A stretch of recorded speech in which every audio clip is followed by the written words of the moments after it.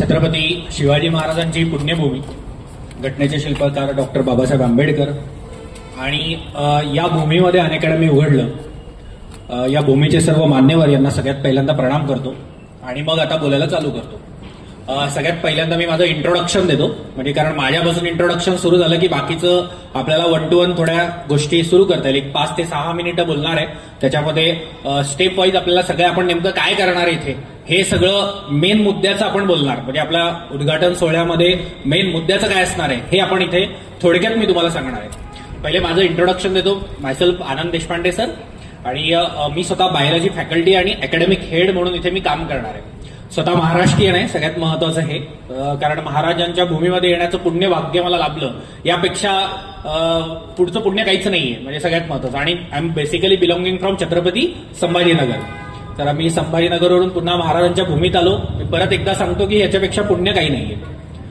तर आता आपण सुरुवात करूया थोड्या थोड्या काही गोष्टींनी। म्हणजे मी सुरुवात करतो की पहिले अनअकॅडमी बेसिकली काय आहे। तर 2009 मध्ये आमचे सीईओ अनअकॅडमीचे, त्यांचं नाव होतं गौरव मुंजाल सर, तर यांनी अनअकॅडमीची सुरुवात केली। कशी सुरुवात केली? Just from a YouTube channel, एक युट्यूब चॅनल उघडलं आणि त्याच्यापासून सुरुवात केली। हळूहळू त्याला लाईक्स यायला लागले आणि नेमकं अनअकॅडमीचा एक मोठा प्लॅटफॉर्म तयार झाला आणि ही एडटेक कंपनी म्हणून फेमस झाली। एवढं बेसिक्स तर अनअकॅडमीचं सगळ्यांना माहिती आहे, पण आता मेन मुद्दा काय, नीट आणि जेई आणि फाउंडेशन या कोर्सेसमध्ये मुलांना एक प्रॉपर चांगलं गायडन्स आलं पाहिजे। या सगळ्या महत्वाच्या गोष्टींसाठी अनअकॅडमी जी आहे ती आता आपण सुरुवात केलेली आहे नारायणगावमध्ये। मग आता याच्यामध्ये सगळ्यात पहिल्यांदा मुलांचा पहिला प्रश्न काय असतो, सर मला नीट मध्ये रँकिंग मिळेल का, सर मला जेई मध्ये रँकिंग मिळेल का। मी असं येतो म्हणजे तुम्हाला सगळ्यांना दिसेल, ठीक आहे ना, तर मला सगळ्यांना जरा अपिलिंग होऊ देत। तर नीट आणि जेई मध्ये रँकिंग मिळेल का?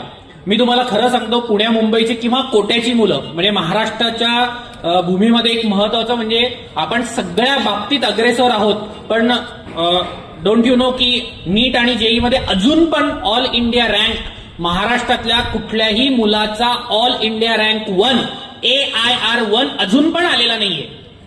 हे आहे बरं का, हे दुर्दैव आहे आमचं।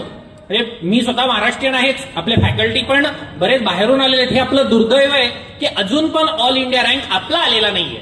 मग आता ऑल इंडिया रँक येण्यासाठी आपले शिक्षक कमी पडतात का की विद्यार्थी कमी पडतात, या मंथनामध्ये जाण्यापेक्षा मेन महत्वाचं काय की 8वी पासून मुलगा, कारण फाउंडेशनची बरीच मुलं आहेत, मी मेन प्रॉब्लेम सांगतो। पोरगा काय करतो, 8वी 9वी 10वी मस्तपैकी बोर्डाचं सीबीएसई जे काय असेल ते करतो, आणि 11th 12th आल्यानंतर 10वीचा रिझल्ट झाल्यावर पोरांना जाग येते की मला काय केलं पाहिजे। पुण्या मुंबईची किंवा कोट्याची मुलं तशी करत नाहीत, काय करतात, 8th स्टँडर्डला 8व्या स्टँडर्डला फाउंडेशन लाव, काय तर ते जॉईन करतात आणि फायनली 12वी मध्ये नीट आणि जेईचे जे एक्झामिनेशन आहेत ते फायनली क्रॅक करतात। तर हे आहे, इट इज द फॅक्ट। मग आता आपण काय केलं पाहिजे, फाउंडेशनच्या मुलांनी 8वी मध्ये जर तुम्ही फाउंडेशनला ऍडमिशन घेतली, 12th स्टँडर्डला तुमचं तर सरळ क्रॅकिंग होणार ना। 5 years you are getting for the foundation, and या 5 वर्षात आपला पोरगा का नाही जाणार, हा बेसिक प्रश्न मला सगळ्यात पहिल्यांदा सगळ्या पालकांना आणि सगळ्या विद्यार्थ्यांना विचारायचा आहे, आणि इथून आपलं अवेअरनेस चालू झालं पाहिजे पहिलं। दुसरं म्हणजे अनअकॅडमी। आता अनअकॅडमी काय, म्हणजे हे सगळ्यात महत्वाचं, म्हणजे सगळ्या पालकांना आणि विद्यार्थ्यांना कळायला पाहिजे। We are a edtech platform. What is edtech? Technology आणि ऑफलाईन यांचं कॉम्बिनेशन आपण इथे दिलेलं आहे।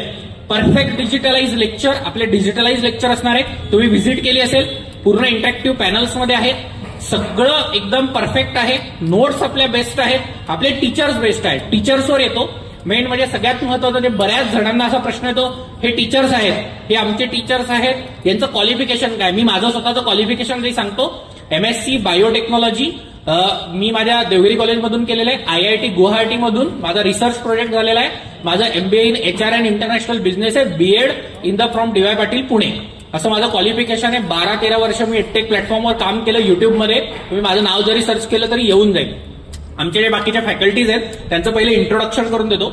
पवनेश सर आहेत आमचे, so he is the obviously mathematics faculty, आणि itself he is the IITian, आणि हे IITian आहेत। दुसरे म्हणजे आमचे फॅकल्टी आरिफ सर आहेत, he is also the NITian faculty, and he will be the chemistry face here, and Riya ma'am आहेत। So हे जे असणार आहेत, आपला जो आहे फिजिक्सचा फेस असणार आहे, सो यू कॅन थिंक एक परफेक्ट ब्लेंडिंग आमचं असणार आहे। म्हणजे तुम्ही जर बघितलं तर one of the female faculty, all the faculties, experience faculty, अशा यांचं एक परफेक्ट ब्लेंडिंग आम्ही आता तुमच्यासमोर दिलेलं आहे. याचा फायदा नारायणगावकर वासियांनी उचलावा हे माझी तळमळीची विनंती आहे. मी स्वतः बायोलॉजी शिकवणार आहे आणि पहिले नीट विषयी बोलतो. 720 मध्ये 360 मार्क्स हे नीटला असणार आहेत. या 360 मार्कांसाठी काय स्ट्रगल करायचा हे त्या पोराला आणि त्या शिक्षकालाच माहिती असतं. आणि जेईच्या बाबतीत असं म्हटलं जातं, जेई का बच्चा सूरज नाही देखता. सूरज नाही देखता म्हणजे तो सकाळी बसला की संध्याकाळपर्यंत त्यांनी अभ्यासच केला पाहिजे असंच एक्सपेक्टेड आहे. आणि त्या ऍडव्हान्स लेवलला जाण्यासाठी आमच्या सगळ्या फॅकल्टी वी आर रेडी. आता याचा फायदा तुम्ही घेतला पाहिजे असं मला मनापासून वाटतं. आता महत्वाचं म्हणजे अनअकॅडमी इथे आलेली आहे. आम्ही सगळ्या ज्या फॅसिलिटीज आहेत ते तुम्हाला देणार आहोत आणि खूप जास्त स्टॅबिलिटीनी मुलांना शिकवून रिझल्ट काढणं हे महत्वाचं आहे. आता मी माझा स्वतःचा एक रिझल्ट सांगतो आधी काम केलेला, कारण हा माणूस आहे महाराष्ट्रातला आहे. काय अचिव्हमेंट काय, तर मागचा जो रिझल्ट आहे नाव सांगतो. तेजस रणदिवे नावाचा एक मुलगा होता.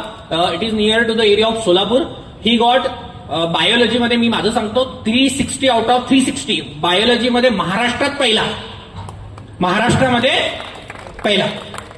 आणि हा खूप रुरल एरियातला मुलगा होता हे पण सांगतो. सोलापूर सारख्या, पंढरपूर सारख्या एरियातला, रुरल एरियातला मुलगा. तुम्ही जर आले तर मी तुम्हाला व्हिडिओ पण दाखवेल. आणि आपली मुलं हे चांगलं करू शकतात हे सगळ्यात महत्वाचं आहे. आपल्यामध्ये कमी काही नाही, फक्त प्रॉपर गायडन्स आपण दिलं पाहिजे. तर असं आहे Unacademy. Last but the least, आमचे director sir Rajendra Desai sir आणि कडलक सर यांनी अनअकॅडमी नारायणगावमध्ये आली. म्हणजे याची छोटीशी स्टोरी सांगतो आणि थांबतो, जास्त वेळ नाही घेणार. माझं अनअकॅडमी बँगलोरकडून सिलेक्शन झालं. आमचे सिलेक्शन कसे होतात ते सांगतो. पहिल्यांदा आता सिलेक्शन होताना असं उचलून अरे हा ओळखीचा असं होत नाही. समजा तुम्हाला पण आम्हाला अनअकॅडमीला जॉईन व्हायचंय ना, तर प्रॉपर एक रिटर्न एक्झामिनेशन होते. त्याला प्रॉपर जर स्कोरिंग आलं त्याच्यानंतर डेमो होणार, रिटर्न डेमो, त्याच्यानंतर तो शिक्षक फिटिंग आहे का याचं पूर्ण अनालिसिस परफेक्ट पद्धतीने केलं जाणार. आम्हाला तब्बल 1 महिना लागलाय. Rajendra sir will be proof for this की 1 महिना आपण चक्क याच्या, आम्ही खूप सारे कॅन्डिडेट, सिरियसली जवळजवळ 40 कॅन्डिडेट मधून आम्ही 4 जे आहोत ते सिलेक्ट झालेलो आहोत. आणि it will be a good thing 40 candidate मधून. आणि trust me, knowledge is everything, everything is knowledge. याच्यातून आपल्याला समोर जायचंय हे महत्वाचं. फायनली हे काही बाबा मोठा प्रोग्रामपेक्षा तुमचा विद्यार्थी म्हणजे आपला विद्यार्थी, तुमचा पाल्य आमच्याकडे सेफ असून 2.5 वर्षात आम्ही त्याला चांगला रिझल्ट दिला पाहिजे. फायनली हेच मॅटर करणार आहे, बाकी काही मॅटर नाही करणार. कारण 2 वर्षानंतर सर्व मान्यवर आम्हाला विचारतील काय रिझल्ट लावला, त्यावेळेस तर फार बोलत होता रे तू. आज मी त्यांना सांगेल की after 2 year just come year, आम्ही शुअरली मुलांनी मेहनत केली तर रिझल्ट आऊ. तर मुलांसाठी एक सांगतो, खुदी को कर बुलंद इतना की खुदा भी तुझसे पूछे बता तेरी रजा क्या है. तर आपल्या विद्यार्थ्यांनी एवढी मेहनत करावी आणि चांगलं आपलं परफॉर्म द्यावा ही मनापासून अपेक्षा. आणि पुन्हा एकदा डायरेक्टर सरांचे, सर्व मान्यवरांचे आणि महाराजांच्या भूमीचे परत एकदा शतशः नमन करतो आणि थांबतो. जर तुम्हाला काही पण डाऊट्स असले आम्ही पर्सनली अवेलेबल आहोत. कारण या प्लॅटफॉर्म थ्रू आपल्याला जे डिजिटलाइज लेक्चर द्यायचे, नोट्स द्यायचे, तुम्ही स्वतः बघा. युट्यूबला सगळं अवेलेबल आहे. काही प्रश्न असले तुम्ही स्वतः आमच्यापर्यंत येऊ शकता. आपल्या सगळ्या विद्यार्थ्यांना पर्सनलाइज डाऊट सेशन्स आपण देणार आहोत. तर हे अत्यंत तळमळीने मी बोललेलो आहे. सगळ्यांना परत एकदा धन्यवाद आणि इथे थांबतो. थँक्यू.